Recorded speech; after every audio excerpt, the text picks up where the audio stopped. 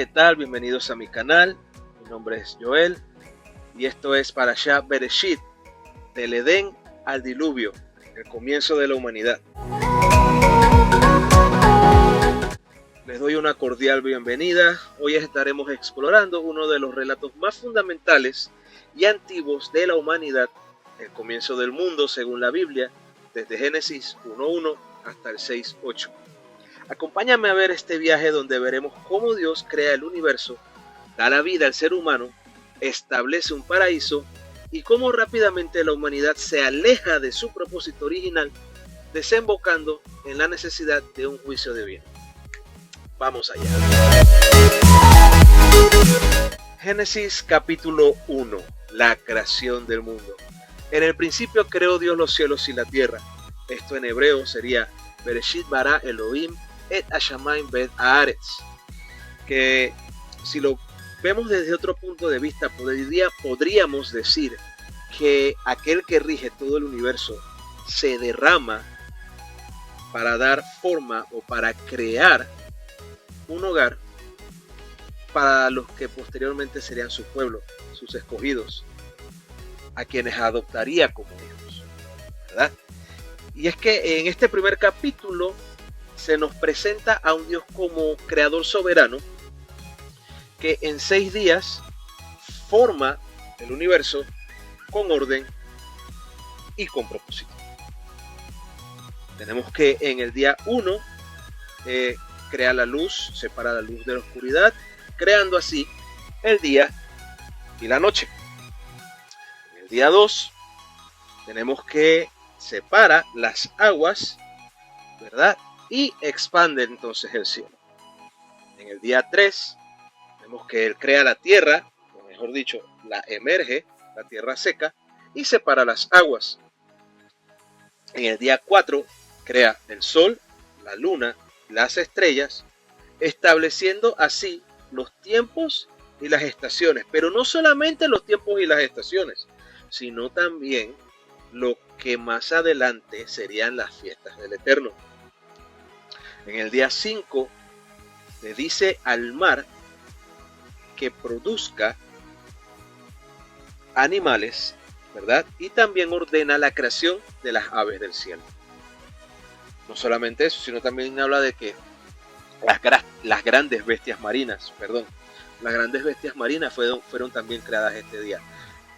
Cabe destacar algo, que en cada día Dios ve que es bueno. Pero cuando Él dice que es bueno o lo ve como bueno, es porque sencillamente es perfecto. Y aquí vamos al día 6, cuando Él ordena la creación de todos los animales terrestres y finalmente Él dice, en vez de decir hágase, o sea, o produzca, Él dice, hagamos al hombre, hagamos al ser humano, a nuestra imagen, conforme a nuestra semejanza. Y podemos encontrar ahí como Dios toma el polvo, da forma con sus dedos, y por último sopla de su aliento de vida, dándole forma y así naciendo el hombre. Y como dice las escrituras, varón y hembra los creó. A imagen de Dios los creó. Todo lo que Dios crea es bueno, y tras crear al humano, dice que es muy bueno y le da al hombre autoridad sobre todo el resto de la creación. Y ahí es donde entonces Él crea el séptimo día, que es donde Él reposa, descansa, ya que Él cesa, termina toda la creación en el séptimo día. Y aquí vemos algo poderoso y tremendo, que no solamente lo santifica, lo separa del resto de los días, sino que también lo bendice. O sea que hay bendición en el día de reposo. Hay un propósito en el día de reposo. Hay hay santidad en el día de reposo. En Génesis 2 se detalla la creación del hombre y la mujer con mayor profundidad. Dios forma al hombre del polvo de la tierra y sopla de su nariz aliento de vida, planta un jardín en Edén, donde entonces coloca al hombre. En el jardín hay árboles agradables a la vista y buenos para comer, incluyendo el árbol de la vida y el árbol del conocimiento de la ciencia del bien y del mal. Dios coloca al hombre para cuidar el jardín y le da una advertencia: no comer del árbol del conocimiento, porque si lo hace, morirá. Y aquí quiero dejar una pregunta. ¿Estaba Dios hablando en un sentido literal o estaba hablando en un sentido de conexión con él, que se rompería? Luego, viendo que no es bueno, aquí vemos el momento donde Dios dice: hey, no es bueno, esto sí no es bueno, esto sí no es bueno que el hombre esté solo, sino que le haré ayuda idónea. Entonces Dios crea a la mujer de una costilla del hombre y así nace la primera pareja, Adán y Eva. Y quiero resaltar lo de ayuda idónea, porque muchos piensan que la ayuda idónea es los dos pensando de igual manera, o los dos con... No. La ayuda idónea, visto desde otra perspectiva, quiere decir que es el opuesto perfecto. O sea que la ayuda idónea de todo hombre va a ser una mujer que sea contraria a la forma de ser de él. O sea que si él es extrovertido, su ayuda idónea va a ser introvertida. Caso contrario, si él es introvertido, ella va a ser extrovertida. Si él es alguien que cuida mucho sus finanzas, su opuesto perfecto o su ayuda idónea va a ser alguien que sea más dadivoso. Ojo, dadivoso, no irresponsable, no lo confundan. ¿Ok? Y así, ¿por qué? Porque el hombre, la ayuda idónea del hombre hace que haya un balance en su vida. Y así mismo con la mujer. La ayuda idónea de la mujer es un hombre que pueda provocar un balance en ella. Génesis capítulo 3. Entra en escena la serpiente, astuta, que engaña a Eva, haciéndola dudar de la palabra de Elohim, la palabra de Dios.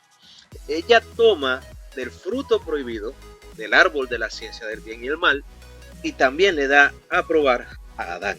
Al comerlo, sus ojos son abiertos, o sea, se dan cuenta de que estaban desnudos y se esconden de la presencia de Dios. O sea, en el momento donde ellos comen del fruto del árbol de la ciencia del bien y el mal, ¿verdad? Esa conexión que tenían con la presencia del Señor se rompe.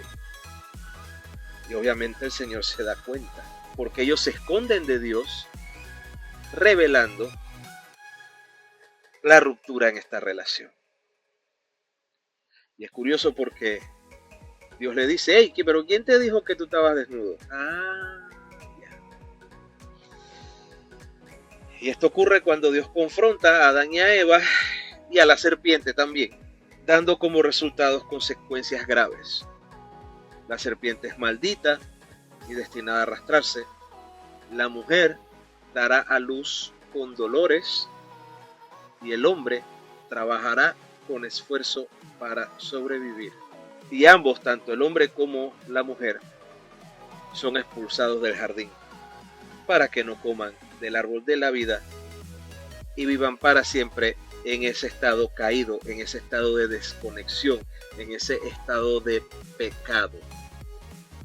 Que de hecho el pecado original no fue tanto el comer del fruto. El verdadero pecado original fue la desobediencia. Génesis capítulo 4. Ya están fuera del Edén Adán y Eva y tienen dos hijos, Caín y Abel. Abel ofrece a Dios un sacrificio de lo mejor de su ganado, mientras que Caín ofrece del fruto de la tierra, pero no con la misma actitud.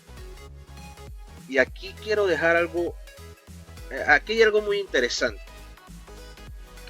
Y es que la razón real por la que el Eterno ve con mejor agrado la ofrenda de Abel que la ofrenda de Caín no fue por el tipo de ofrenda, sino fue por la intención del corazón al momento de dar la ofrenda. A diferencia de Caín, Abel tomó de su tiempo para sacar, para separar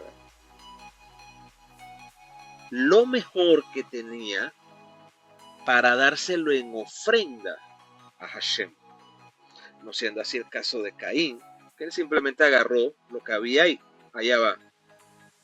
Dios acepta la ofrenda de Abel, pero no la de Caín.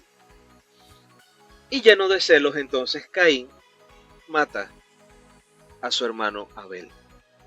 El primer asesinato registrado en la Biblia.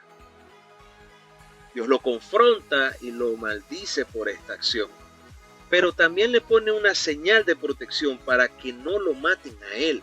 A pesar del pecado, Dios sigue demostrando misericordia. Caín se aleja y su descendencia comienza a formar ciudades. También se menciona a los primeros en desarrollar oficios como la música, la metalurgia, entre otros oficios. Al final del capítulo, Adán y Eva tienen un hijo llamado Set, de quien entonces descenderán los que invocan el nombre del Señor. En Génesis capítulo 5 se traza la descendencia desde Adán hasta Noé.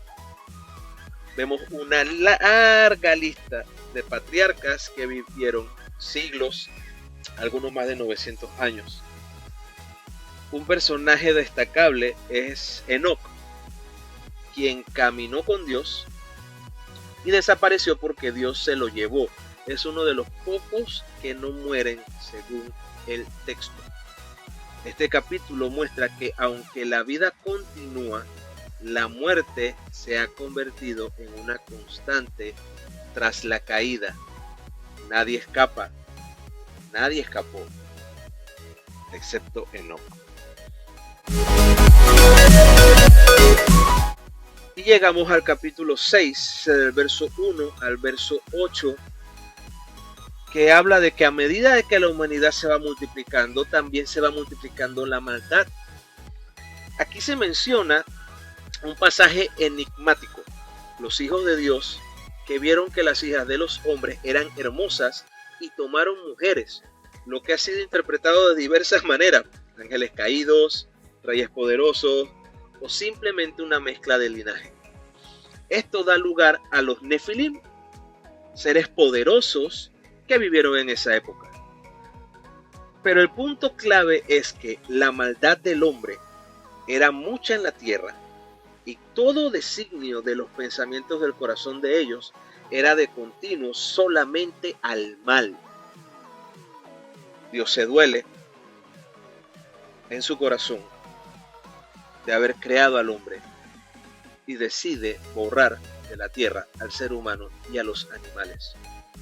Pero entonces, una gota de esperanza, porque dice la escritura que Noé halló gracia ante los ojos de Hashem, y allí termina esta primera porción, esta primera parashá, Bereshit, con una gran historia y una tremenda enseñanza, con un juicio inminente, pero también con una puerta abierta para la redención.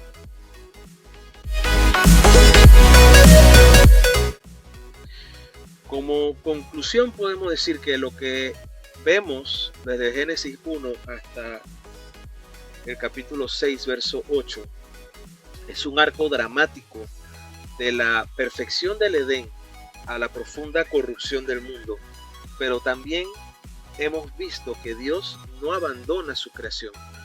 La historia de Noé está por comenzar y con ella una nueva etapa de la relación entre Dios y la humanidad.